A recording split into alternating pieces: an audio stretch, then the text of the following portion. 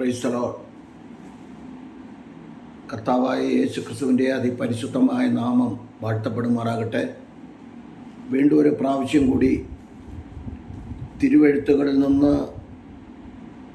ചില വാക്യങ്ങളെ ചൂണ്ടിക്കാണിക്കുവാൻ സർവകൃപാലുവായ ദൈവാടിയൻ്റെ ജീവിതത്തിൽ ഒരുക്കിത്തന്ന വിലയേറിയ മകൾ ഭാഗ്യത്തെ ഓർത്ത് അടിയൻ നന്ദിയോട് ദൈവത്തെ സ്തുതിക്കുന്നു, സ്തോത്രം ചെയ്യുന്നു. അടിയനെ ഈ വീഡിയോയിൽ കൂടെ ശ്രമിക്കുന്ന ജാതി മത സംഘടനാ വ്യത്യാസമെന്നെ എല്ലാ പ്രിയപ്പെട്ടവർക്കും വീണ്ടും വരുന്ന യേശുക്രിസ്തുവിൻ്റെ നിസ്തുല്യ നാമത്തിൽ എൻ്റെ സ്നേഹവന്ദനത്തെ പ്രാരംഭമായി അറിയിക്കുന്നു.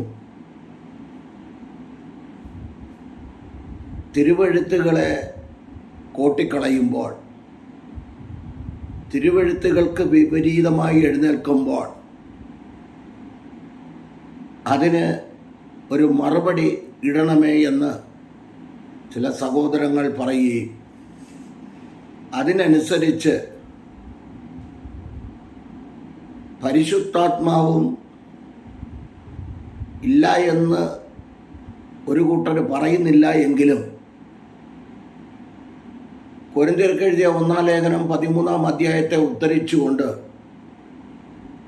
പറയുന്നു, പ്രവചനം നീങ്ങിപ്പോയി, നിന്നുപോയി, ഭാഷാവരങ്ങൾ നിന്നുപോയി എന്ന് പറഞ്ഞുകൊണ്ട് കൃപാവര ശുശ്രൂഷകളൊന്നുമില്ല, പൂർണ്ണമായത് വചനമാണ്, വചനം വന്നപ്പോൾ അംശമായത് നീങ്ങിപ്പോയി എന്ന് പറയുന്ന ഒരു കൂട്ടരുണ്ട്. അതാണ് മലയാള പരിഭാഷയിൽ പറഞ്ഞ സഹോദരന്മാർ. അതായത് അതിന് ഇംഗ്ലീഷിൽ പറയുന്ന ബ്രദറൻക എന്നാണ് പറയുന്നത്. അവർക്കൊരു ചെറിയൊരു മറുപടി എന്നതാണ്, തിരുവെഴുത്തുകളെ കൃപാവര ശുശ്രൂഷകളിൽ നിന്നുണ്ടോ? പ്രവചനം മാറിപ്പോയോ, നീങ്ങിപ്പോയോ? അന്യഭാഷ നിന്നുപോയോ എന്നുള്ള ചില ചോദ്യങ്ങൾക്ക് പെട്ടെന്ന് ഓടിച്ച് തിരുവെഴുത്തുകളെ മാത്രം ചൂണ്ടിക്കാണിക്കുവാൻ താല്പര്യപ്പെടുകയാണ്. തിരുവെഴുത്തുകൾ നമ്മൾ ഉടനീളം നമ്മൾ പഠിക്കുമ്പോൾ ഉൽപ്പത്തി മുതൽ വെളിപ്പാട് വരെ പരിശുദ്ധാത്മാവിനാൽ എഴുതപ്പെട്ട വചനമാണിത്. ഉൽപ്പത്തി പുസ്തകം 1:2 പറയുന്നു, ആഴത്തിന്മീതെ ഇരുളുണ്ടായിരുന്നു, വെള്ളത്തിന്മീതെ പരിശുദ്ധാത്മാവ് പരിവർത്തിച്ചു കൊണ്ടിരുന്നു. ആത്മീയ വ്യാഖ്യാനം എന്ന് പറയുന്നത് എഫേസ്യർ 5:26, അവൻ അവളെ വചനത്തോടുകൂടിയ ജലസ്നാനത്താൽ വെടിപ്പാക്കി. വെള്ളം വചനത്തെ കാണിക്കുന്നു, വെള്ളം ആത്മാവിനെ കാണിക്കുന്നു. പല വിധത്തിലാണ് ആത്മാവുള്ളവർ വ്യാഖ്യാനിക്കുന്നത്. വെള്ളം, വചനം, ആത്മാവും കൂടെ പരിവർത്തിച്ചപ്പോഴാണ് ഇരുളിൻ്റെ ശക്തികൾ മാറിയത്. അപ്പോൾ വചനം മാത്രം ഉള്ളത് കൊണ്ട് കാര്യമില്ല. വചനമാണ് അടിസ്ഥാനം, വചനമാണ് യേശുക്രിസ്തു. ഇന്ന് ഭൂമിയിൽ സഭയെ നിയന്ത്രിക്കുന്നത് പരിശുദ്ധാത്മാവാൻ ദൈവമാണ്. പരിശുദ്ധാത്മാവാൻ ദൈവമാണ് ഇന്ന് ഭൂമിയിൽ സഭയെ നിയന്ത്രിക്കുന്നത്. എഫേസ്യർ 5:26, 27, 28 വാക്യങ്ങളൊക്കെ വായിക്കുമ്പോൾ സഭയെ വിശുദ്ധിയോടെ യേശുക്രിസ്തുവിൻ്റെ മധ്യാകാശ വരവ് വരെയും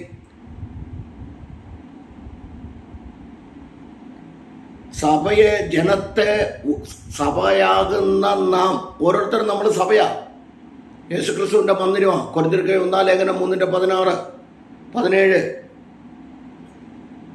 കൊരിന്ത്യർക്ക് 1 ലേഖനം 6 അധ്യായം 16 മുതൽ വായിച്ചാൽ 20 വരെ വായിച്ചാൽ, കൊരിന്ത്യർക്ക് 2 ലേഖനം 6:16, 17 വായിച്ചാൽ നാം ജീവനുള്ള ദൈവത്തിൻ്റെ ആലയമാണ്. അപ്പോൾ നാം ആകുന്ന നമ്മെ ഒരുക്കി കർത്താവായ യേശുക്രിസ്തുവിൻ്റെ രണ്ടാമത്തെ വരവിങ്കൽ ഒരുക്കി കൊടുക്കാം.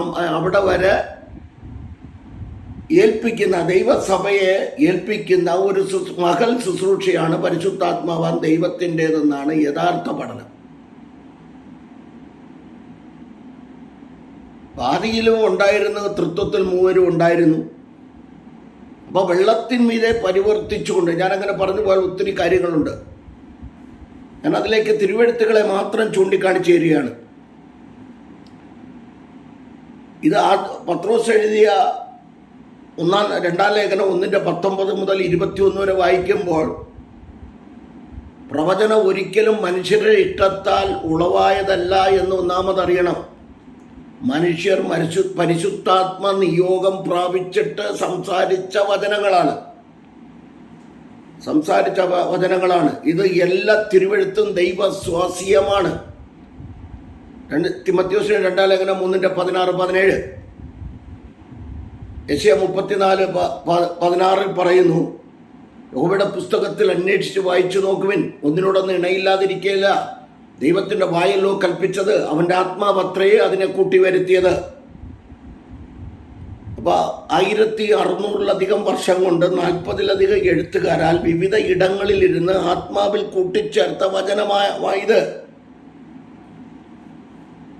66 പുസ്തകങ്ങൾ, 1189 അധ്യായങ്ങൾ, 31,173 വാക്യങ്ങളിൽ നിന്ന് കൂട്ടുവാനോ കുറയ്ക്കുവാനോ സാധ്യമല്ല എന്ന് യേശു ക്രിസ്തു പഠിപ്പിച്ചു. മത്തായി 5:18-19. അപ്പൊ നമുക്ക് കൂട്ടാനും വ്യവസ്ഥയില്ല. ഇതിനകത്തൊന്നും ഒന്നും കളയാനില്ല.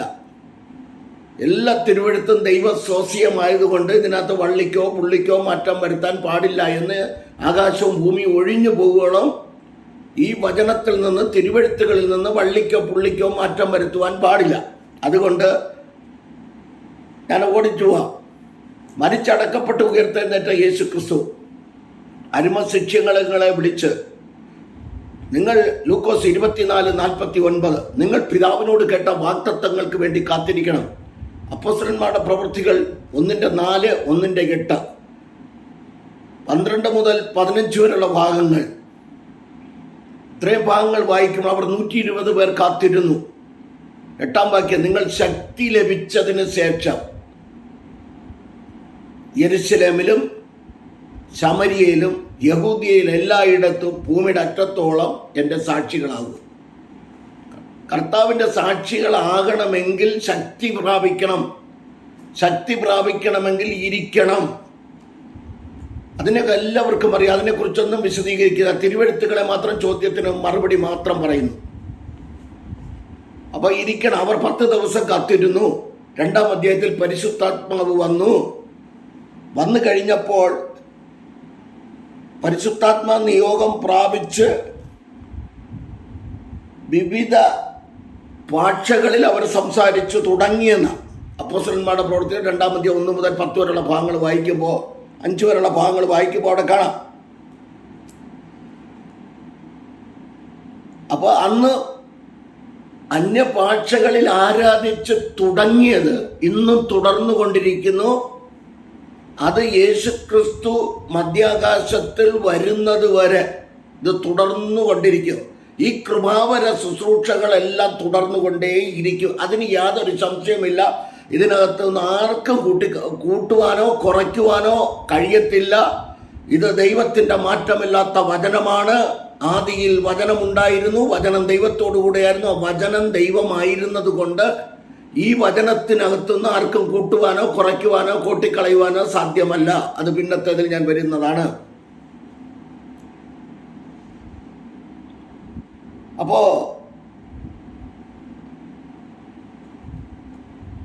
പരിശുദ്ധാത്മ നിയോഗം പ്രാപിച്ച വ്യക്തിജീവിതങ്ങൾ വിവിധ ഭാഷകളിൽ അവർ സംസാരിച്ചു കൊണ്ടിരുന്നവരിൽ അപ്പോസ്തലനായ പത്രോസ് 11 പേരോടുകൂടെ എഴുന്നേറ്റ് നിന്ന് അവിടെ പറയുന്നു, എൻ്റെ വാക്ക് ശ്രദ്ധിച്ചു കൊള്ളുവിൻ.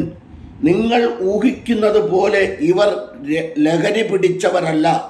അപ്പോസ്തല പ്രവൃത്തി 2:14-15, 16-ാം വാക്യം, ഇത് യോവേൽ പ്രവാചകൻ മുഖാന്തരം അരുളി ചെയ്തതത്രേ. 17-18, അന്ത്യകാലത്ത് സകല ജഡത്തിന്മേലും എൻ്റെ ആത്മാവിനെ പകരും, പുത്രന്മാരും പുത്രിമാരും പ്രവചിക്കും, വൃദ്ധന്മാർ ദർശനങ്ങളെ കാണും, പോരാന്ന് വരും ദാസന്മാരുടെ മേലും ദാസിമാരുടെ മേലും എൻ്റെ ആത്മാവിനെ അയക്കും, അവരും പ്രവചിക്കും. ഇതൊരു പ്രവചനം. അവിടെ കൂടിയിരുന്ന 120 പേരുടെ മേൽ മാത്രമേ വന്നിട്ടുള്ളൂ, സകല ജഡത്തിന്മേലും വന്നിട്ടില്ല. അതാണ് ശരി.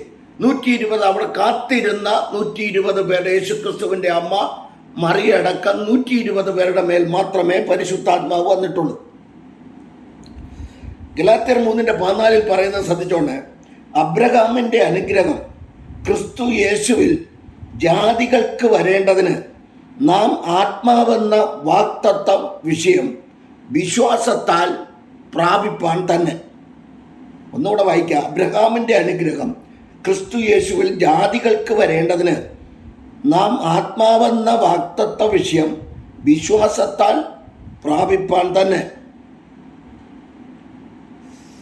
പത്രോസ് എഴുതിയ 1 ലേഖനം 1:12 പറയും, സ്വർഗത്തിൽ നിന്നും അയച്ച പരിശുദ്ധാത്മാവിനാൽ നിങ്ങളോട് സുവിശേഷം അറിയിച്ചു. അപ്പോൾ സുവിശേഷം അറിയിക്കണമെങ്കിൽ പരിശുദ്ധാത്മാവിൻ്റെ നിയോഗം ഉണ്ടാകണം, പരിശുദ്ധാത്മാവിനെ പ്രാപിക്കണം. പരിശുദ്ധാത്മാവിനെ പ്രാപിക്കാതെ നമുക്ക് ഒരു ശുശ്രൂഷയും ചെയ്യാൻ പറ്റത്തില്ല. അതുകൊണ്ടാണ് യേശുക്രിസ്തു നിങ്ങൾ കേട്ട വാഗ്ദത്തത്തിന് വേണ്ടി കാത്തിരിക്കാൻ പറഞ്ഞു. അവർ 1:40 അവർ യെരുശലേമിൽ നിന്ന് വാങ്ങിപ്പോകാതെ അവർ കാത്തിരുന്നു. ശക്തി ലഭിച്ച ശേഷം അപ്പോസ്തല പ്രവൃത്തി ലൂക്കോസിന് ശേഷം 9-ാം അധ്യായം നിങ്ങൾ 1-2 വാക്യം വായിച്ചു നോക്ക്. 10-ാം അധ്യായം 1-2 വാക്യം വായിച്ചു നോക്ക്. അവിടെ എന്താ എഴുതിയിരിക്കുന്നതെന്ന്. അവിടെ എഴുതിയിരിക്കുന്ന പദം തന്നെ നിങ്ങൾക്കറിയാലോ. അവൻ 12 ശിഷ്യന്മാരെ അരികിൽ വിളിച്ച് സകല ഭൂതത്തിന്മേൽ രോഗികളെ സൗഖ്യമാണ് ശക്തിയും അധികാരവും കൊടുത്തു. ലൂക്കോസിന്റെ 10:1 70 പേരെ തെരഞ്ഞെടുത്ത്, അനന്തരം 70 പേരെ തെരഞ്ഞെടുത്ത് 2 പേരെ അയക്കുമ്പോൾ അവർക്ക് ശക്തി അധികാരം കൊടുത്തു. 10-19 പാമ്പുകളെയും തേളികളെയും ശത്രുവിന്റെ സകല ബലത്തെയും ചവിട്ടുവാൻ ഞാൻ നിങ്ങൾക്ക് അധികാരം നൽകിയിരിക്കുന്നു. അപ്പൊ ഇങ്ങനെ കർത്താവായ യേശുക്രിസ്തു പറഞ്ഞു, ശിഷ്യന്മാർ അതുപോലെ ചെയ്തു. യേശുക്രിസ്തുവിന്റെ കൂടെ ഉണ്ടായിരുന്ന അവരുടെ സാക്ഷ്യം തന്നെ നമുക്ക് പോരെ.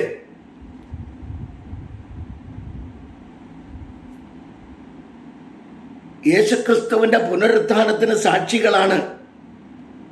അപ്പോസ്തല പ്രവൃത്തി 1-1-3 വരെയുള്ള വാക്യങ്ങൾ, ലൂക്കോസ് 24-48 വാക്യങ്ങൾ വായിച്ചുകൊള്ളണം. യേശുക്രിസ്തുവിനെ സാക്ഷിക്കുന്നവർ ആത്മനിറവ് പ്രാപിച്ചവരാണ്. അപ്പോസ്തല പ്രവൃത്തി 1:22 ഇവർ തെരഞ്ഞെടുക്കപ്പെട്ടവരാണ്. അപ്പോസ്തല പ്രവൃത്തി 1:24-25 വാക്യങ്ങൾ എന്ന് പറഞ്ഞാൽ, ഒന്നുകൂടെ പറഞ്ഞാൽ, ലൂക്കോസിന്റെ സുവിശേഷം 6:12-13 യേശുക്രിസ്തു ഒരു രാത്രി മുഴുവനും പ്രാർത്ഥിച്ച് തെരഞ്ഞെടുത്ത 12 അപ്പോസ്തലന്മാരുടെ സാക്ഷ്യം. ഇവർ തെരഞ്ഞെടുക്കപ്പെട്ടവർ, പ്രസംഗിക്കാൻ അയക്കപ്പെട്ടവർ. അപ്പോസ്തലന്മാരുടെ പ്രവൃത്തികൾ 1:8, ലൂക്കോസ് 9:1-2, ലൂക്കോസ് 10:1-2 അവർ ആത്മാവിന്റെ ശക്തി അധികാരം അവർക്ക് കൊടുത്തു.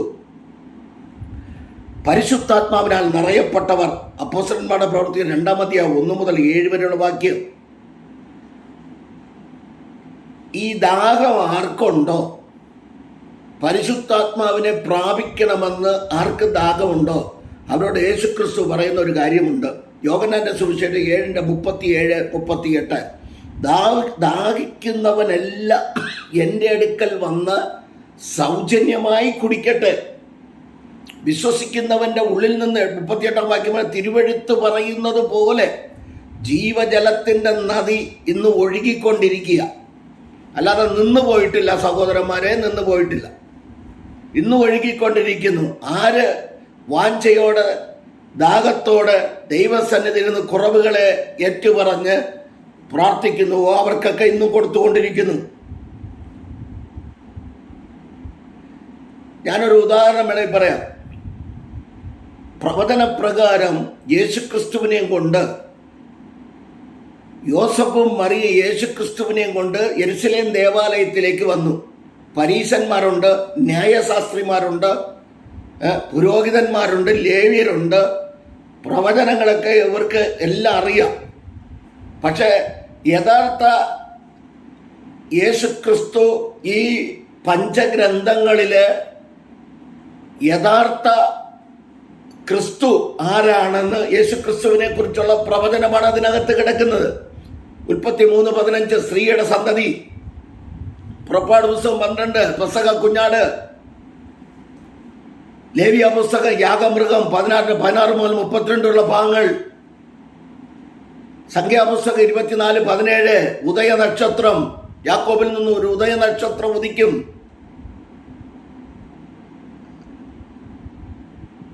ആവർത്തന പുസ്തകം 18:18 എന്നേക്കാൾ വലിയൊരു പ്രവാചകൻ എഴുന്നേൽക്കും. ഇതൊക്കെ പ്രവചനമാണ്. 18-19 വാക്യങ്ങൾ വായിച്ചോണ്ടാത് ആവർത്തനം. ഇതൊക്കെ അറിയാവുന്നുണ്ടായിട്ടും യെരുശലേമിൽ വാഗ്ദത്ത മശിയെ കാണാതെ മരണം കാണുകയില്ല എന്ന് പറഞ്ഞിരുന്ന വാഗ്ദത്ത പ്രകാരം കാത്തിരുന്ന ശിമ്യോൻ, ലൂക്കോസ് 2:25 മുതൽ 35 വരെയുള്ള വാക്യം, 36 മുതൽ 39 വരെയുള്ള വാക്യം, ആശേർ ഗോത്രത്തിൽ പനുവേലിന്റെ മകളായ അന്ന, കന്നയല്ല അന്ന, ഇവർ രണ്ടുപേരും തിരിച്ചറിഞ്ഞോളൂ എന്ന് പറഞ്ഞാൽ അവർ ആശേർ ഗോത്രത്തിൽ പനുവേലിന്റെ മകളായ അന്ന പ്രവാചകിയും ഇദ്ദേഹം ദിവ്യാത്മാവിനാൽ നിറഞ്ഞവനും നല്ല സാക്ഷ്യമുള്ളവനുമായിരുന്നു. ദിവ്യാത്മാവിനാൽ നിറഞ്ഞവർക്ക് മാത്രമേ യേശു ക്രിസ്തു ആരാണെന്ന് അറിയാൻ കഴിയുള്ളൂ. അത്രയും ഭാഗം പറഞ്ഞ അവിടെ അവരും ദൈവത്തെ കണ്ടെന്ത് ചെയ്തു? ദൈവത്തെ സ്തുതിച്ചു. മറിയോടൊരു ദൂതും പറഞ്ഞു, നിന്റെ അകത്തൂടെ ഒരു വാള് കിടക്കുമെന്നും പറഞ്ഞ് അവരെ ഏൽപ്പിച്ച ശുശ്രൂഷം ചെയ്ത് വാഗ്ദത്തം നിറവേറി അവരവരുടെ വീട്ടിലേക്ക് പോയി. ഞാൻ എൻ്റെ ചിന്താവിഷയത്തിലേക്ക് വരാം. അന്യഭാഷ, ഇവര് കിടുകിട എന്ന് പറയുന്നത് എന്താണ് എന്ന് ചോദിച്ചാണ് കളിയാക്കുന്നത്. അന്യഭാഷകളിൽ സംസാരിച്ചു തുടങ്ങി എന്ന പദം അപ്പോസ്തലന്മാരുടെ പ്രവർത്തനം 2-ാം അധ്യായം ഇന്നും തുടർന്നുകൊണ്ടിരിക്കുന്നു. നിന്ന് പോയി എന്ന് പറയുന്നവർക്ക് അപ്പോസ്തലനായ പൗലോസിനേക്കാൾ വലിയ പുള്ളികളൊന്നും അല്ല ഇവര്. അന്യഭാഷയെക്കുറിച്ച് 1-2 ചിന്തകൾ തരാം. അന്യഭാഷ നിന്നുപോയോ? കൊരിന്ത്യർക്ക് എഴുതിയ 1-ാം ലേഖനം 13:8 മുതൽ 11 വരെയുള്ള ഭാഗങ്ങൾ നിങ്ങൾ വായിച്ചോണം. പൗലോസ് അപ്പോസ്തലൻ പറയുന്നു 14:2 അന്യഭാഷയിൽ സംസാരിക്കുന്നവൻ മനുഷ്യരോടല്ല ദൈവത്തോടത്രേ സംസാരിക്കുന്നത്, ആരും തിരിച്ചറിയുന്നില്ല. അപ്പൊ ഇവിടെ പറയുന്ന ഭാഷ ഇത് ആരും തിരിച്ചറിയുന്ന ഭാഷയല്ല. ഇത് അപ്പോസ്തലന്മാരുടെ പ്രവൃത്തി 2-ാം അധ്യായത്തിൽ പറഞ്ഞ ഭാഷയും തിരിച്ചറിയുന്ന ഭാഷയാണ്. അവരൊക്കെ വന്നവർ പറയുന്നത് കേട്ടില്ലേ? ഇവർ ഞങ്ങളുടെയൊക്കെ ഭാഷ, ഇവർ ഗലീലക്കാരല്ലയോ, ഞങ്ങളുടെ ഭാഷയിൽ ഇവർ സംസാരിക്കുന്നു. അപ്പോസ്തല പ്രവൃത്തി 10-ാം അധ്യായം 44-45 വാക്യങ്ങളും തിരിച്ചറിയുന്ന ഭാഷകളാണ്. യഥാർത്ഥത്തിൽ ആത്മീയമായി പഠിച്ചാൽ ജാതികളുടെ മേൽ വന്ന പരിശുദ്ധാത്മാവും പത്രോസ് ഈ വചനങ്ങളെ പ്രസ്താവിക്കയിൽ തന്നെ വചനം കേട്ടുകൊണ്ടിരുന്ന എല്ലാവരുടെ മേലും പരിശുദ്ധാത്മാവ് വന്നു. അവർ അന്യഭാഷകളിൽ സംസാരിച്ചു തുടങ്ങി.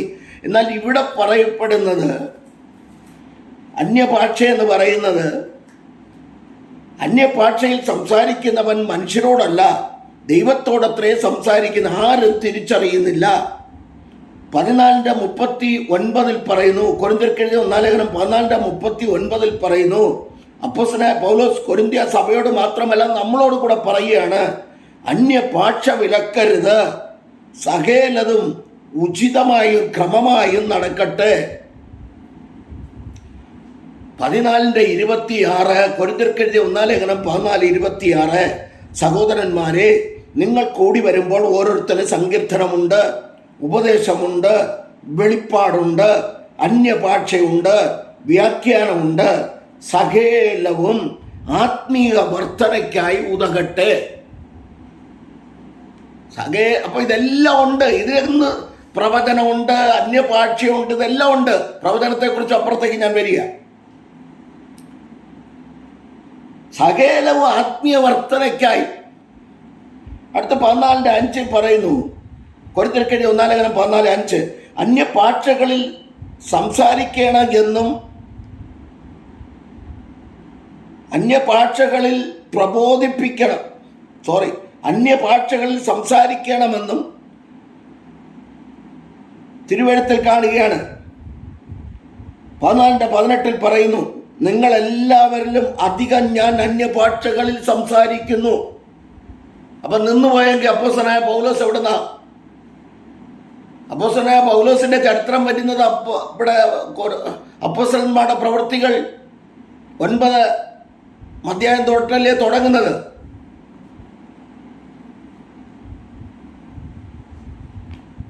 അന്യഭാഷകളിൽ സംസാരിച്ചു തുടങ്ങി. അപ്പോസ്തലനായ പൗലോസ് പറയാം, നിങ്ങളെല്ലാവരിലും അധികം ഞാൻ അന്യഭാഷകളിൽ സംസാരിക്കുന്നു. ഇതാരും തിരിച്ചറിയാത്ത ഭാഷയാണ്. സഭയിൽ ആരാധിക്കുവാനും ദൈവത്തോട് സംസാരിക്കുന്നതും ആത്മീയ വർധനവുമുള്ള അന്യഭാഷയാണ്.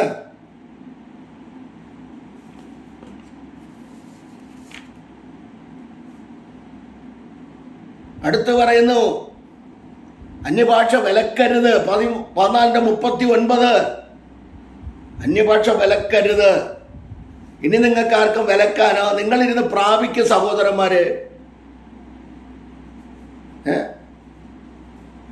ഉറക്ക വിളിച്ചു പോയി കരയും വേണം, ചെറിയ നന്നായിരിക്കുകയും വേണമെന്ന് പറഞ്ഞാൽ പറ്റത്തില്ല. കക്ഷത്തിയിരിക്കുന്ന പോവുകയും ചെയ്യരുത്, ഉത്തരത്തിയിരിക്കുന്ന എടുക്കുകയും വേണമെന്ന് പറഞ്ഞാൽ പറ്റത്തില്ല. സ്വോത്രം പറഞ്ഞുകൊണ്ടിരുന്നിട്ട് മാത്രം കാര്യമില്ല. നിനക്ക് ആത്മീയ വർധന വരണമെങ്കിൽ അന്യഭാഷയിൽ സംസാരിച്ച് ദൈവത്തിന് മഹത്വം കൊടുക്കണം. എങ്കിലേ അന്യഭാഷയിൽ സംസാരിക്കുന്നവൻ ദൈവത്തോട് സംസാരിക്കുന്നു. 14 അധ്യായത്തിൽ വായിക്ക്. അന്യഭാഷയിൽ സംസാരിക്കുന്നവൻ ദൈവത്തോട് സംസാരിക്കുന്നെന്ന്. സ്വർഗത്തിലെ ഭാഷയാ. ഇതാരും തിരിച്ചറിയാത്ത ഭാഷയാ. ആരാധിക്കാൻ വരുമ്പോൾ ഞങ്ങൾ അന്യഭാഷകളിൽ ആരാധിക്കും, ദൈവത്തിന് മഹത്വം കൊടുക്കും. ഞങ്ങൾ ദൈവത്തിന് മഹത്വം കൊടുക്കും. അടുത്ത പ്രവചനപരമാണ് വിഷയം. ഈ പ്രവചനപരത്തെക്കുറിച്ച് നമ്മൾ ചിന്തിക്കുമ്പോൾ യേശുക്രിസ്തു പോലും എടുത്തു പറയുക, എന്നെക്കുറിച്ച് മോശയുടെ ന്യായപ്രമാണ പുസ്തകം ലൂക്കോസ് 24:44-45 എന്നെക്കുറിച്ച് മോശയുടെ ന്യായപ്രമാണ പുസ്തകങ്ങളിലും സങ്കീർത്തനങ്ങളിലും പ്രവാചക പുസ്തകങ്ങളിലും എന്നെക്കുറിച്ച് എഴുതിയിരിക്കുന്നു. പ്രവാചകന്മാരെ അവിടെ എടുത്തു പറയുകയാണ്. പ്രവചനപരം നീങ്ങിപ്പോകും. 13:8-11 എപ്പോഴും നീങ്ങിപ്പോകുമെന്നാണ് ചോദിക്കുന്നത്. ഇത്രയെങ്കിലും നിങ്ങൾ മനസ്സിലാക്കിയിരിക്കുക. കർത്താവായ യേശുക്രിസ്തുവിന്റെ മധ്യാകാശ വരവ് വരെ പ്രവചനപരമുണ്ട്, കൃപാവര ശുശ്രൂഷകളുണ്ട്, അന്യഭാഷകളുണ്ട്. പരിശുദ്ധാത്മാവിന്റെ നിയോഗത്താൽ അന്യഭാഷകളിൽ സംസാരിക്കുന്നു. ആരും തിരിച്ചറിയാത്ത ഭാഷയാണ് കർത്താവിനെ പാടി സ്തുതിക്കുന്നത്. പൗലോസ് അപ്പോസ്തലൻ പോലും പറയുന്നു, ആത്മാവിൽ പ്രാർത്ഥിക്കണം. ആത്മാവിൽ പ്രാർത്ഥിച്ചും. കൊലോസ്യർ 4:2-3 ആത്മാവിലുള്ള പ്രാർത്ഥന ഇല്ലെങ്കിൽ സഭ ചത്തതല്ലേ? പരിശുദ്ധാത്മാവിന്റെ പരിവർത്തനമില്ലാത്ത സഭയിൽ എന്താ നടക്കുന്നത്? എൻ്റെ ഭാഷ പറഞ്ഞാൽ പുല്ല് തിന്നും വെള്ളം കുടിക്കുകയില്ലെന്ന് എന്ന് പറഞ്ഞാൽ ചോറ് തിന്നും വെള്ളം കുടിക്കത്തില്ലെന്ന്. വചനം ഭക്ഷിക്കും, നല്ലതുപോലെ വചനം ഭക്ഷിക്കും, പക്ഷെ പരിശുദ്ധാത്മാവാകുന്ന വെള്ളം കുടിക്കത്തില്ല. അപ്പൊ തൊണ്ടയിലിരിക്കത്തില്ലേ? നമുക്ക് എല്ലാവർക്കും നിത്യതയിൽ പോകണം, അത്രേ ഉള്ളൂ. ഇപ്പൊ നമ്മളെല്ലാവരും ഒന്നിച്ചൊന്നിച്ച് കൂടാനുള്ള സമയമായിട്ടുണ്ട്. അതുകൊണ്ടാണ് ഈ പറയുന്നത്. എല്ലാവരും അന്യഭാഷകൾ സംസാരിക്കണം. അപ്പൊ 13:8-11 കൊരിന്ത്യർക്കെഴുതിയ 1 ലേഖനം 13:8-11 വരെയുള്ള ഭാഗങ്ങൾ വായിക്കുമ്പോഴാണ് ഇവിടെ എഴുതിയിരിക്കുന്നത്. അതേ പൗലോസ് അപ്പോസ്തലൻ അപ്പുറത്ത് എന്താ പറയുന്നത്? എഫേസ്യർ 4:8-11 വരെ നിങ്ങൾ വായിച്ചു നോക്കിക്കേ. അവിടെ എന്താ പറയുന്നതെന്ന്? അവൻ ഉയരത്തിലേക്ക് കയറി എന്നതിന് ഭൂമിയുടെ അധോ ഭാഗത്തേക്ക് ഇറങ്ങിയവനെന്ന് വരികയില്ലയോ? അവൻ ഉയരങ്ങളിലേക്ക് കയറി ദാനങ്ങളെ പകുത്തു കൊടുത്തു. അവൻ ചിലരെ അപ്പോസ്തലന്മാരായും ചിലരെ പ്രവാചകന്മാരായും ചിലരെ ഇടയന്മാരായും ചിലരെ സുവിശേഷകന്മാരായും ചിലരെ ഉപദേഷ്ടാക്കന്മാരായും തെരഞ്ഞെടുത്തിരിക്കുന്നു. പ്രവാചക ശുശ്രൂഷ ഉണ്ടോ? എഫേസ്യർ 2:20-22 വായിച്ച്, ക്രിസ്തു തന്നെ മൂലക്കല്ലായിരിക്കെ അപ്പോസ്തലന്മാരും പ്രവാചകന്മാരും എന്ന അടിസ്ഥാനത്തിന്മേൽ സഭ പണിയപ്പെടുന്നു. 5 വിധ കല്ലുകളാൽ, ജീവനുള്ള കല്ലുകളാൽ, 5 വിധ കൃപാവര ശുശ്രൂഷകളാൽ സഭ പണിയപ്പെടുന്നു. അങ്ങ് ഇത്രയും പഠിച്ചാൽ മതി, എനിക്ക് സമയമില്ല. വചനം മാത്രം ഞാൻ ഓടിച്ച് വായിക്കാം. ഈ അടിസ്ഥാനത്തിലല്ലേ നടക്കുന്നത്. അന്ത്യോക്യ സഭയെ നോക്ക്, അപ്പോസ്തലന്മാരുടെ പ്രവൃത്തികൾ 13. അന്ത്യോക്യ സഭയെ നോക്ക്. പൗലോസിനെയും ബർന്നബാസിനെയും, അവിടെ ബർന്നബാസിനെയും പൗലോസിനെയും എഴുതിയിരിക്കുന്നത്. ബർന്നബാസിനെ, അപ്പോസ്തലനായ പൗലോസിനെ പരിശുദ്ധാത്മാവ് ഞാൻ വിളിച്ചിരിക്കുന്ന വേലയ്ക്കായി തെരഞ്ഞെടുത്തിരിക്കുന്നെന്ന്. അത് വായിച്ചു നോക്കിയോ. കൃപാവരങ്ങളെ പറ്റി പറയുമ്പോൾ 12-ാം അധ്യായം അന്ത്യോക്യ സഭയിലും ഉണ്ടായിരുന്നു. 13-ന്റെ 1 മുതൽ 4 വരെ വായിക്കുമ്പോൾ അവിടെ ഉപദേഷ്ടാക്കന്മാരും പ്രവാചകന്മാരും ഉണ്ടായിരുന്നു. ഇനി കൃപാവരങ്ങളെ കുറിച്ച് കൊരിന്ത്യർക്ക് എഴുതിയ 1-ാം ലേഖനം 12-ാം അധ്യായം 4 മുതൽ 12 വരെയുള്ള ഭാഗങ്ങൾ വായിച്ചു നോക്കിയോ. കൊരിന്ത്യ സഭയോട് ദൂത് പറയുക 14-ന്റെ 1 പ്രവചനവരം വാഞ്ചിപ്പിൻ. അതിനെ വാഞ്ചിക്കുന്നത് നിന്ന് പോയെങ്കിൽ അതേ അപ്പോസ്തലനായ പൗലോസ് എന്തിനാ പറയുന്നത്?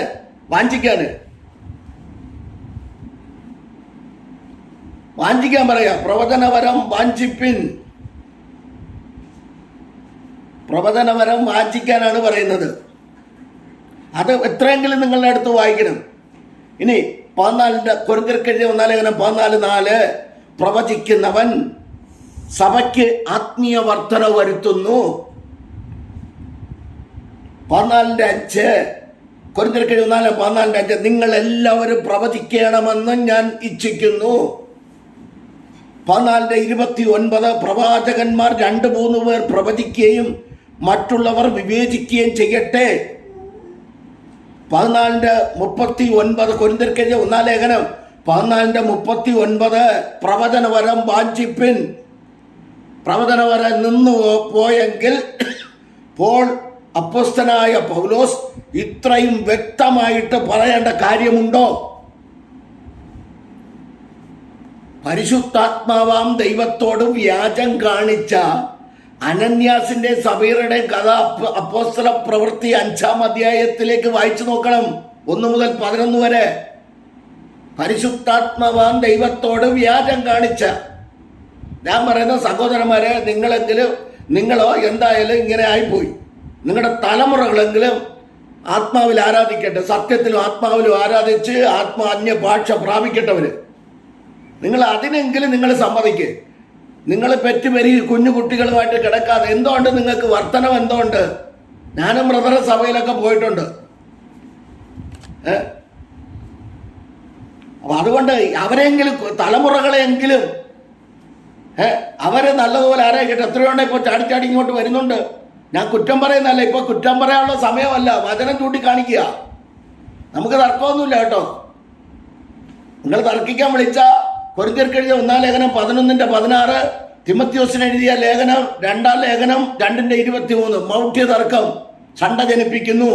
അതുകൊണ്ട് ഞങ്ങൾക്കൊന്നും അങ്ങനെയുള്ള മര്യാദ ഇല്ല എന്ന് ഈ 2 വാക്യത്തിൽ പറയുന്നത് കൊണ്ട്. എന്നാൽ തർക്കം ഇല്ലായിരുന്നോ? ഉണ്ടായിരുന്നു. അത് അപ്പോസ്തലന്മാരുടെ പ്രവൃത്തികൾ 15-ാം അധ്യായത്തിലേക്ക് വരുമ്പോൾ ബർന്നബാസും പൗലോസും ഒക്കെ ചിലർ യഹൂദയിൽ നിന്ന് വന്ന് 15-ന്റെ 1 മുതൽ 3 വരെ വായിക്കുമ്പോൾ യഹൂദയിൽ നിന്ന് വന്നു അവർ മോശയുടെ ന്യായപ്രമാണ പ്രകാരം പരിച്ഛേദന ഏൽക്കണം, എങ്കിലേ രക്ഷ പ്രാപിക്കാൻ കഴിയത്തുള്ളെന്ന് പറഞ്ഞ വിഷയത്തിൽ അതങ്ങനെയല്ല എന്ന് അവരെന്ത് ചെയ്തു? അവർ വാദിച്ചു. ഞാൻ എൻ്റെ ചിന്താവിഷയത്തിലേക്ക് ഞാൻ ഓടി വരാം, ഇങ്ങനെ പറഞ്ഞാൽ തീരില്ല. അപ്പൊ പരിശുദ്ധാത്മാവാൻ ദൈവത്തോടും വ്യാജം കാണിക്കാനിരിക്കരുത്. അപ്പോസ്തലനായ പത്രോസ് ചോദിക്കുന്ന ഒരു ചോദ്യമാണ് എന്നെ ചിന്തിച്ച്. പത്രോസ് അപ്പോസ്തലൻ ചോദിക്കുന്നു, കർത്താവിന്റെ ആത്മാവിനെ പരീക്ഷിപ്പാൻ നിങ്ങൾ ഒത്തത് എന്ത് എന്നാ ചോദിക്കുന്നത്. ഭർത്താവിനെ കുഴിച്ചിട്ടിട്ട് അവിടെ വന്ന് നിൽക്കുക. അപ്പോഴാണ് അടുത്തത് കള്ളം പറഞ്ഞുകൊണ്ട് വരുന്നത്. പരിശുദ്ധാത്മാവിനെതിരെ വ്യാജം കാണിക്കല്ലേ. ഞാൻ അതുകൊണ്ട് മാത്രം പറഞ്ഞു, ആ ഭാഗം അവിടെ നിർത്തി. എല്ലാവർക്കും അറിയാതെ എഫേസ്യർ 4:30 പറയുന്നുണ്ട്, ദൈവത്തിന്റെ പരിശുദ്ധാത്മാവിനെ ദുഃഖിപ്പിക്കരുത്. യെശയ്യാപ്രവചനം 63:10. അവർ ദൈവത്തോട് ഇസ്രായേൽ ജനം, നമ്മൾ പുതിയ നിയമം ഇസ്രായേൽ എന്ന് പറയുന്നല്ലോ, ഇസ്രായേൽ ജനം ദൈവത്തോട് മത്സരിച്ചു, അവന്റെ പരിശുദ്ധാത്മാവിനെ ദുഃഖിപ്പിച്ചു, അതുകൊണ്ട് ദൈവം അവർക്ക് ശത്രുവായി തീർന്നു. പിശാചി ശത്രുവായി തീർന്നെന്നല്ല, അവർക്ക് ദൈവം ശത്രുവായി തീർന്നു. ദൈവം തന്നെ അവർക്ക് ശത്രുവായി തീർന്നത്. ദൈവം തന്നെ അവർക്ക്, 2 പ്രാവശ്യം പറയുക, ദൈവം ശത്രുവായി തീർന്നു, ദൈവം തന്നെ അവർക്ക് ശത്രുവായി തീർന്നത്. പരിശുദ്ധാത്മാവിനെ ദുഃഖിപ്പിച്ചതുകൊണ്ടാ. മത്തായി 12:30 മുതൽ 37 വരെയുള്ള വാക്യങ്ങൾ, മർക്കോസ് 3:28-29 വാക്യങ്ങൾ, അപ്പോസ്തലപ്രവൃത്തി 7:54 മുതൽ 60 വരെയുള്ള ഭാഗങ്ങൾ. 3 വാക്യത്തിൽ യേശുക്രിസ്തു പറയുന്നു, സകല പാപവും ദൂഷണവും കർത്താവ് ക്ഷമിക്കും. സകല പാപവും ദൂഷണവും ക്ഷമിക്കും. പക്ഷേ മനുഷ്യരോട് ഞാൻ നിങ്ങളോട് ക്ഷമിക്കുന്ന, മനുഷ്യരോട് ക്ഷമിക്കുമെന്ന, ആത്മാവിന് നേരെയുള്ള ദൂഷണമോ ഒരിക്കലും ക്ഷമിക്കയില്ലെന്നാ. അത് പരിശുദ്ധാത്മാവിന് നേരെ പറഞ്ഞാൽ ക്ഷമിക്കത്തില്ല. ഈ ലോകത്തിലും വരുവാനുള്ളതിലും അവനോട് ക്ഷമിക്കയില്ലെന്നാ. എന്തിനാ ആവശ്യമില്ലാത്തതിന് പോകുന്നത്? ആത്മാവില്ലെങ്കിൽ ഒരു കാര്യം ചെയ്യും. അപ്പോസ്തലന്മാരുടെ പ്രവൃത്തികൾ 1-ാം അധ്യായം എടുത്തു വെച്ചിട്ട് അങ്ങോട്ട് 12 മുതൽ 15 വരെ ആയിരുന്നു ഒരു 10 ദിവസം അങ്ങോട്ട് കാത്തിരിക്കും. നിങ്ങളെല്ലാവരും കൂടെ കുഞ്ഞുകുട്ടികളടക്കം അങ്ങോട്ട് കാത്തിരിക്കും. പെട്ടെന്ന് ഞാൻ ഓടിച്ചു പറയാം. യോഹന്നാൻ എഴുതിയ 1-ാം ലേഖനം 5:16 മുതൽ 18 ഉള്ളവർ, മരണത്തിനല്ലാത്ത പാപം, മരണത്തിനുള്ള പാപമുണ്ട്. ഞാൻ ഓടിച്ച് 2 ചിന്ത പറയാം. പത്രോസിന്റെ തള്ളിപ്പറച്ചിൽ കർത്താവിനോടുകൂടെ മരിക്കുവാൻ തയ്യാറാണെന്ന് താൻ മുഖസ്തുതി പറഞ്ഞതല്ല. എന്നാൽ സാഹചര്യങ്ങളല്ല അവനെ കൊണ്ടെത്തിച്ചത് അവന്റെ നാഥനെ തള്ളിപ്പറയുന്ന സ്ഥിതിയിലാണ്. അവൻ പിന്നീട് അനുതപിച്ചു.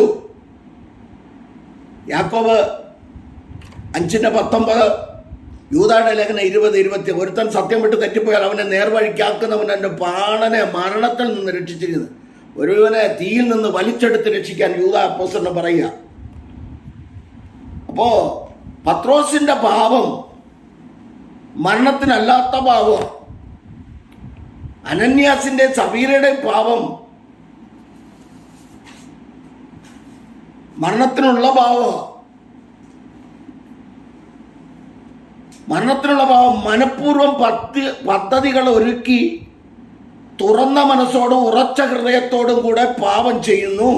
യൂദാ ഇസ്കരിയോത്തയുടെ പാപം ഇത്തരത്തിലുള്ളതാണ്.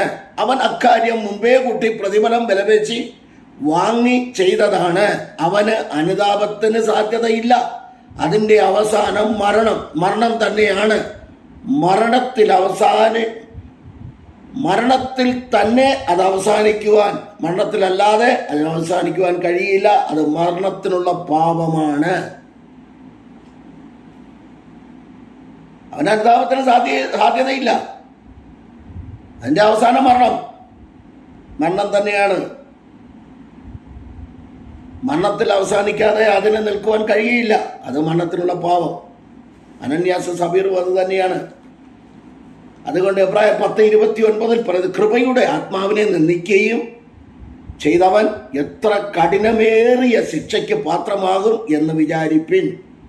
അപ്പോസ്തലപ്രവൃത്തി 5:29 മുതൽ 32 വരെയുള്ള വാക്യം, 32-ാം വാക്യം, ദൈവം തന്നെ അനുസരിക്കുന്നവർക്ക് നൽകിയ പരിശുദ്ധാത്മാവും സാക്ഷികൾ ആകുന്നു എന്ന് പറയുന്നു. പരിശുദ്ധാത്മാവിനെ കുറിച്ച് ഇഷ്ടം പോലെ വാക്യങ്ങൾ കിടക്കുക.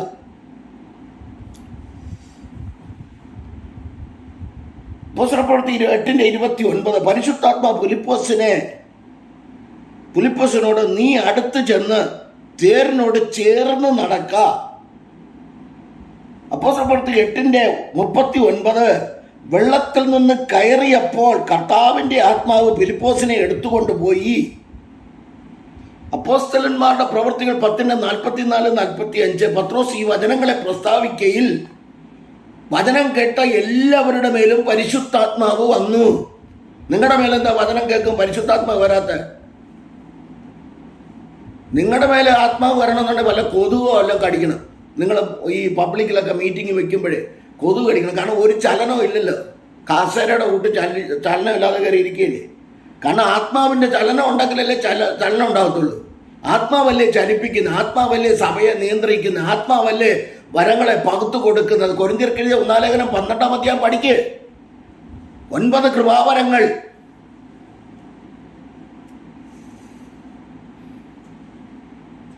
ഈ ജാതികളുടെ മേലെ പോലും അന്യഭാഷകളിൽ അവർ സംസാരിച്ചെന്നാ. നിങ്ങൾക്കെന്താ അന്യഭാഷ കിട്ടാത്തത്? മറ്റുള്ളവരെ കളിയാക്കി ഇരുന്നാൽ മതിയോ? എന്നിട്ട് ആരാധിക്കുന്നവരെന്തിനാ നിങ്ങൾ കുറ്റം പറയുന്നത്? നിങ്ങൾ ആരാധിക്കുന്നവരെന്തിനാണ് കുറ്റം പറയുന്നതെന്ന്?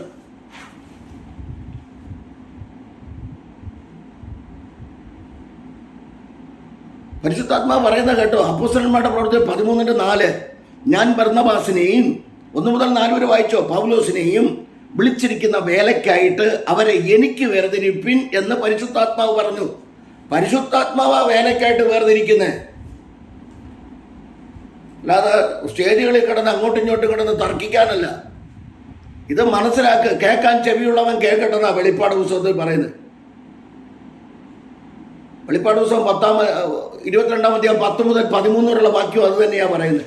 അനീതി ചെയ്യുന്നവൻ ഇനിയും അനീതി ചെയ്യും, അഴുക്കുള്ളവൻ ഇനിയും അഴുക്കാടട്ടെ, വിശുദ്ധൻ ഇനിയും തന്നെ വിശുദ്ധീകരിക്കട്ടെ, ഓരോരുത്തരും അവനവൻ്റെ പ്രവൃത്തിക്ക് തക്കവണ്ണം കർത്താവ് പ്രതിഫലം കൊടുത്തോളും. ഞാൻ ഓടിച്ചു പറയാം. അപ്പോൾ തർക്കം ഉണ്ടായിട്ടില്ലെന്ന് വെച്ചാൽ തർക്കം ഉണ്ടായിട്ടുണ്ട്.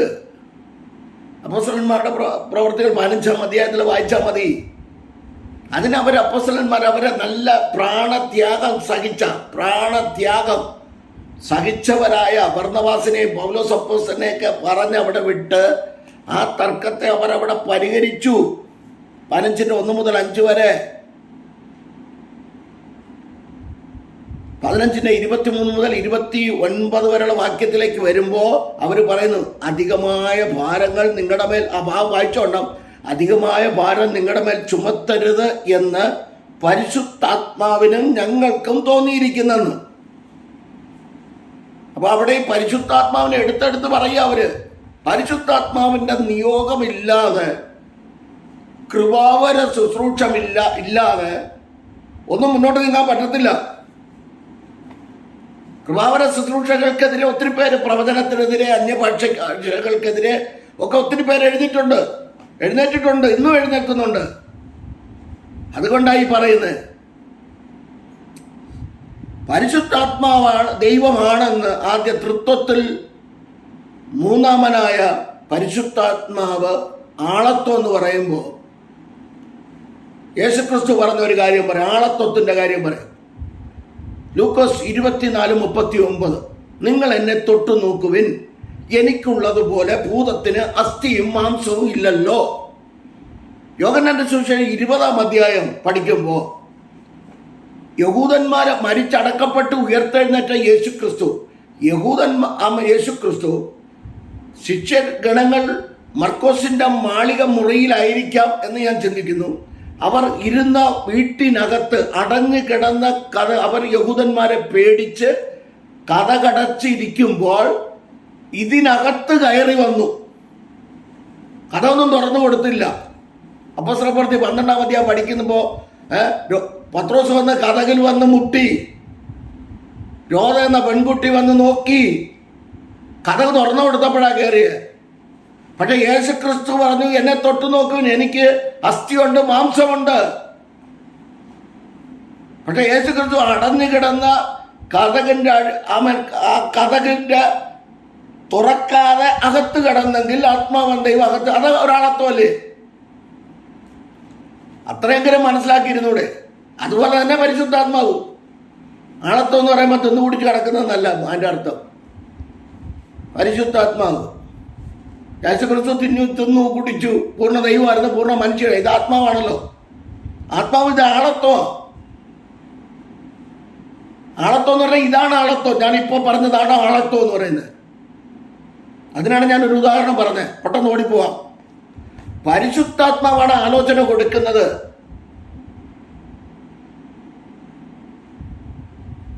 രണ്ടാം അപ്പോസ്തലപ്രവൃത്തി 16:6 മുതൽ 10 വരെ വായിച്ചു നോക്കിക്കേ. അപ്പൊ നിങ്ങൾക്കറിയാം. അവിടെ നിങ്ങൾ വായിച്ചു കഴിഞ്ഞാൽ നിങ്ങൾക്ക് നല്ലതുപോലെ മനസ്സിലാവും. ആസിയയിൽ വചനം പ്രസംഗിക്കരുതെന്ന് പരിശുദ്ധാത്മാവ് വിലക്കിയാൽ അവർ മൂസിയയിലെത്തിയപ്പോൾ യേശുവിന്റെ ആത്മാവ് വിലക്കി.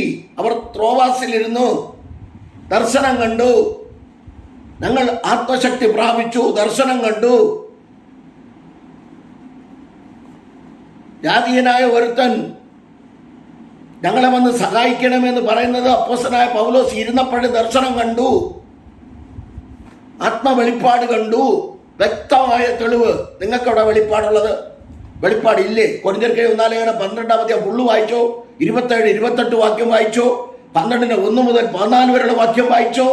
ഇനി സമയമില്ലെങ്കിൽ, സമയമുണ്ടെങ്കിൽ ഫുള്ള് വായിച്ചോ? അപ്പൊ കൃപാവര ശുശ്രൂഷകളുണ്ട്. ക്ഷീണിച്ച് തളർന്ന് എൻ്റെ ശൂലൊന്ന് മാറ്റിത്തരണമെന്ന് പ്രാർത്ഥിച്ച അപ്പോസ്തലനായ പൗലോസ് പറയുന്നത്, ദൈവം പറഞ്ഞു എൻ്റെ കൃപ നിനക്ക് മതി. 12 കൊരിന്ത്യർക്ക് 2 1 മുതൽ 9 വരെ വായിച്ചു. എൻ്റെ ശക്തി ബലഹീനതയിൽ തികഞ്ഞു വരുന്നു. മറിയോട് പറയുന്നത് കേട്ടോ. യോസഫിന് വിവാഹം നിശ്ചയിച്ചിരുന്ന മറിയോട് പറയുക, നമ്മുടെ വിഷയം അന്യഭാഷയും പ്രവചനവും, അതിനെക്കുറിച്ചുള്ള വചനം ആവശ്യത്തിന് തന്നിട്ടുണ്ട്. എന്നാലും ഞാൻ ഇതെടുത്ത് തിരുവെഴുത്തുകളെ പുറകോട്ട് നോക്കിയാൽ നമ്മൾ പറയുന്ന പഴയ നിയമം നോക്കിയാൽ മൊത്തം പരിശുദ്ധാത്മാവിൻ്റെ സാന്നിധ്യമാണ് കിടക്കുന്നത്. ന്യായാധിപ കാലഘട്ടങ്ങളിൽ ശൗല് പ്രവചിക്കുന്നു, എന്തെല്ലാം ദൂതുകൾ കിടക്കുന്നു. ഞാൻ അതിലേക്ക് സമയം ഉണ്ടാക്കി വരാം. ലൂക്കോസ് 1:35 ദൂതൻ വന്ന് പറയാം, പരിശുദ്ധാത്മാവ് നിന്റെ മേൽ വരും, അത്യുന്നതന്റെ ശക്തി നിന്റെ മേൽ നിഴലിടും. അപ്പോഴാണ് യേശു ക്രിസ്തു ഉരുവാകുന്നത്. ആത്മാവില്ലാത്തവന്റെ മേലെ എങ്ങനെ യേശു ക്രിസ്തു ഇരിക്കുന്ന അറിയത്തില്ല. അപ്പോ വളരെ ശ്രദ്ധിച്ചോണേ. യേശു ക്രിസ്തു ഉരുവായി. കൊരിന്ത്യർക്കെഴുതിയ 41 പറയാം. കൊരിന്ത്യർക്കെഴുതിയ 1:12 യേശു ക്രിസ്തുവിനെ കർത്താവെന്ന് പറയണമെങ്കിൽ പരിശുദ്ധാത്മാവ് വേണം എന്ന് പറയാം. പരിശുദ്ധാത്മാവ് അന്ന് മൂക്കി ശ്വാസം ഊതിയല്ലോ, ഇല്ലെങ്കിൽ ഇന്ന് ചത്തതുപോലെ ഇരിക്കത്തില്ലേ. ആദാമിന് 2:7, ഉൽപ്പത്തി 2:7 വായിക്കുമ്പോൾ അവിടെ കാണുന്നുണ്ടല്ലോ, മൂക്കിൽ ജീവശ്വാസം ഊതി. ഇല്ലെങ്കിൽ ഇന്ന് മണ്ണായിട്ട് അവിടെ തന്നെ കിടക്കുമായിരുന്നു, ഒരു വിഗ്രഹം പോലെ അവിടെ കിടക്കുമായിരുന്നു. ആത്മാവിൻ്റെ സാന്നിധ്യം ഉണ്ട്. കൊരിന്ത്യർക്കെഴുതിയ 1:2 മുതൽ 16 വരെ വായിച്ചു നോക്കിയോ, പെട്ടെന്ന് വായിക്കാം. ലൂക്കോസ് അവിടെ പറയുന്ന, നമുക്കോ ദൈവം തൻ്റെ ആത്മാവിനാൽ വെളിപ്പെടുത്തിയിരിക്കുന്നു. ആത്മാവ് സകലത്തെയും ദൈവത്തിൻ്റെ ആഴങ്ങളെയും ആരായുന്നു. കൊരിന്ത്യർക്കെഴുതിയ 1:2-15 ആത്മീയനോ സകലത്തെയും വിവേചിക്കുന്നു, ആരാലും അവൻ വിവേചിക്കപ്പെടുന്നതുമില്ല. 139 സങ്കീർത്തനം 7-8 വാക്യം. ദാവീദ് എന്ന ഭക്തൻ കർത്താവിനോട് പ്രാർത്ഥിക്കുന്ന ഒരു പ്രാർത്ഥന നോക്കണേ. അവിടെ പറയുന്നത്, ദാവീദ് കർത്താവിനോട് സംസാരിക്കുകയാണ്. ദാവീദ് എന്ന ഭക്തൻ അവൻ 3 പ്രാവശ്യം അഭിഷേക തൈലം വീണവൻ പ്രാർത്ഥിക്കുകയാണ്, പറയുകയാണ്, നിന്റെ ആത്മാവിനെ ഒളിച്ച് ഞാൻ എവിടേക്ക് പോകും? തിരുസന്നിധി വിട്ട് ഞാൻ എവിടേക്ക് ഓടും? ഞാൻ സ്വർഗത്തിൽ കയറിയാൽ നീ അവിടെ ഉണ്ട്, പാതാളത്തിൽ കിടക്ക് വിരിച്ചാൽ അവിടെയുണ്ട്. ആത്മാവിന്റെ വലിയൊരു സാന്നിധ്യമല്ലേ അവിടെ പറയുന്നത്? പരിശുദ്ധാത്മാവിനെ കുറിച്ചാണ് പറയുന്നത്.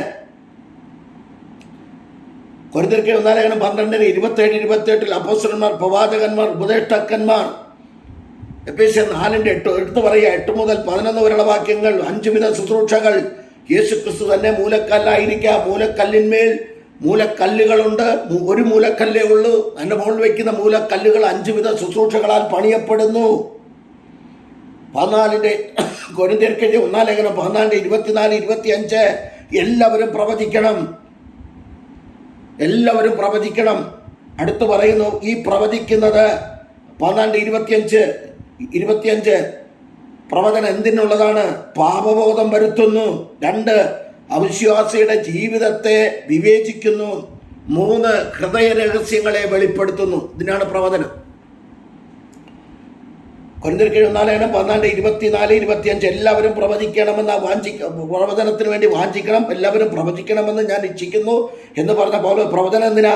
പാപബോധം വരുത്തുന്നു, അവിശ്വാസിയുടെ ജീവിതത്തെ വിവേചിക്കുന്നു, ഹൃദയ രഹസ്യങ്ങളെ വെളിപ്പെടുത്തുന്നു.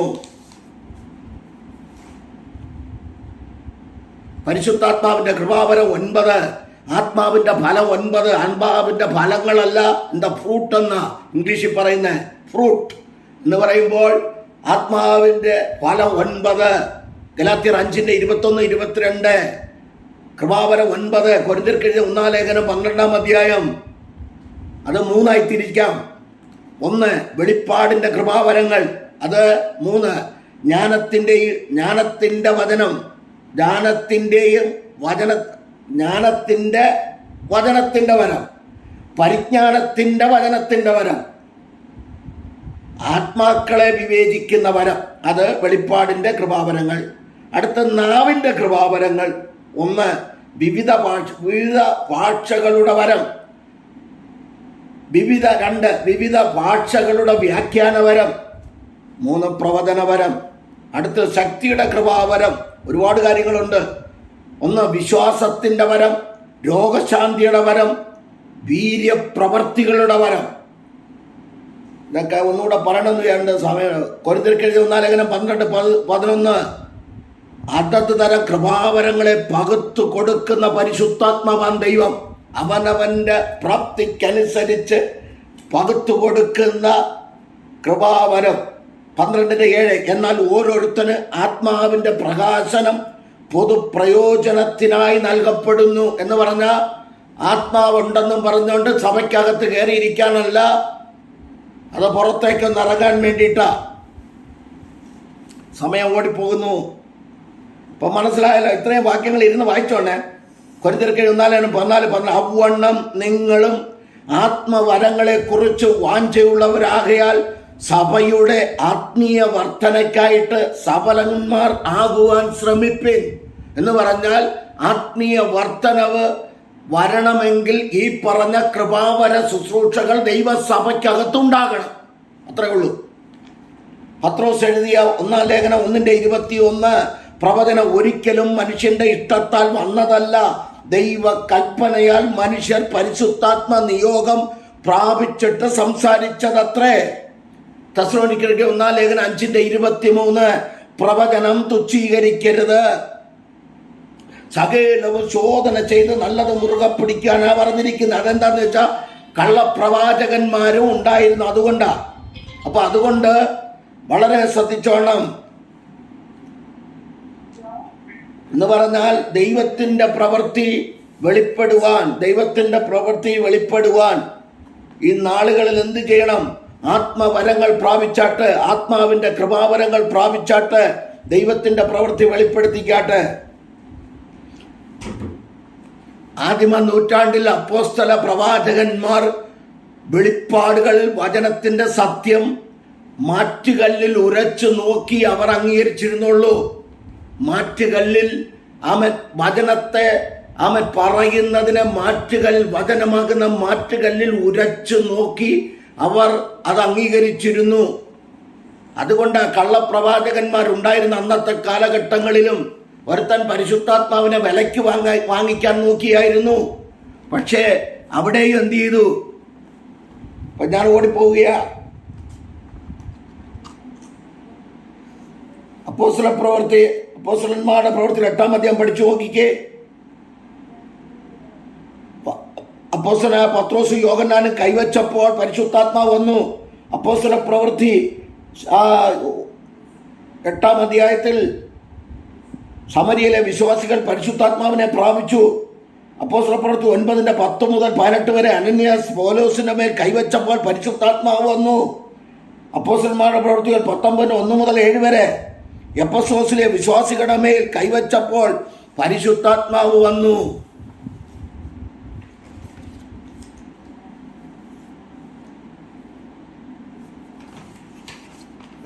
എല്ലാം പരിശുദ്ധാത്മാക്കൂടുതൽ ഇനി എന്താ വേണം സഹോദരന്മാരെ? വചനം. ഇനിയും വചനം വേണോ? അയ്യോ, എത്രയോ വചനങ്ങൾ കിടക്കുന്നു. ഉൽപ്പത്തി 1:2 വെളിപ്പെട്ട പരിശുദ്ധാത്മാവില്ലാതെ ശുശ്രൂഷ, ഒരു മകൾ ശുശ്രൂഷയല്ലേ? മത്തായി 3:16-17, ലൂക്കോസിന്റെ സുവിശേഷം 3:21-22 പരിശുദ്ധാത്മാവ് ദേഹരൂപത്തിൽ ഇറങ്ങി വന്നു. മനസ്സിലായില്ലേ? ബിലയാമിന്റെ മേൽ പരിശുദ്ധാത്മാവ് വന്നു. Numbers chapter 24 verse 2. ഒത്നിയേൽ, ന്യായാധിപന്മാർ 3:10. ഗിദെയോൻ 3 പ്രാവശ്യം അഭിഷേകം വന്നു. 6:34. ന്യായാധിപന്മാർ 6:34.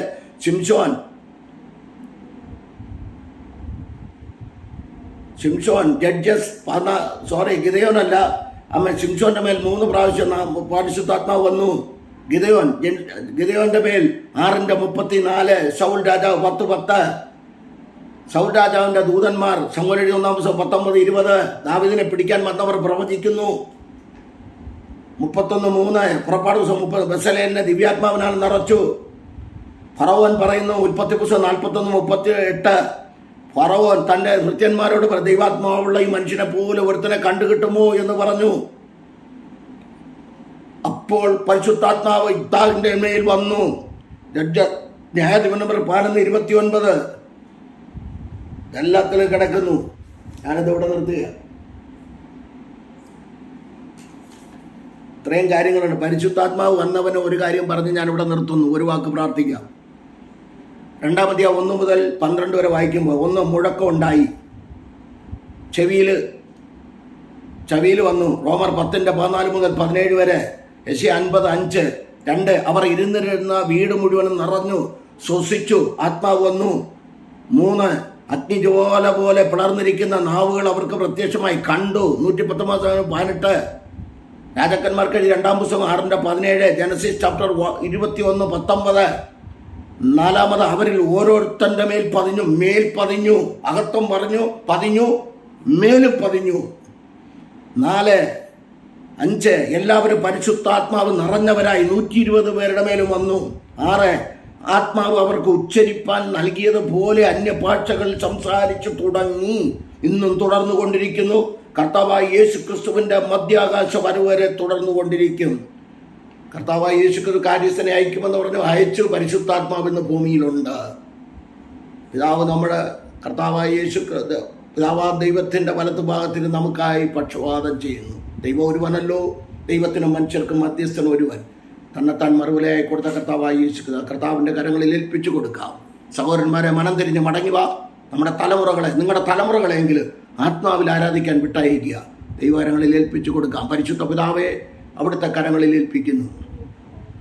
തിരുവെഴുത്തുകളെ കോട്ടിക്കളയുന്നവർക്ക് വേണ്ടി തിരുവെഴുത്തുകളെ ചൂണ്ടിക്കാണിക്കുവാൻ, അന്യഭാഷയെ സംസാരിക്കുന്നവൻ ദൈവത്തോട് സംസാരിക്കുന്നു, തനിക്ക് തന്നെ ആത്മീയ വർധന വരുത്തുന്നു എന്നൊക്കെ തിരുവെഴുത്തുകളിൽ കാണുമ്പോൾ ആ വചനത്തിന്റെ അടിസ്ഥാനത്തിൽ പ്രവചനം നീങ്ങിപ്പോയില്ല എന്നും കൃപാവര ശുശ്രൂഷകൾ ഉണ്ടെന്നും കൊരിന്ത്യർക്കെഴുതിയ 1-ാം ലേഖനം 12-ാം അധ്യായത്തിൽ 13-ാം അധ്യായത്തിൽ 14-ാം അധ്യായത്തിൽ ചൂണ്ടിക്കാണിച്ചു കൊടുക്കുവാൻ സ്വർഗത്തിലെ ദൈവം സഹായിച്ചു. നന്ദി പറയുന്നു.